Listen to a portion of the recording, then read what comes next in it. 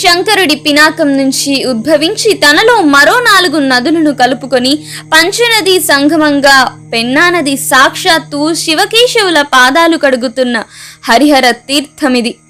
ఎందరో సిద్ధులు, యోగులు, అఘోరాలు పూజించిన శివలింగాల క్షేత్రమిది. యంత్ర మంత్ర తంత్రాది పూజలతో ఒకప్పుడు భాసిల్లిన వేద పీఠం.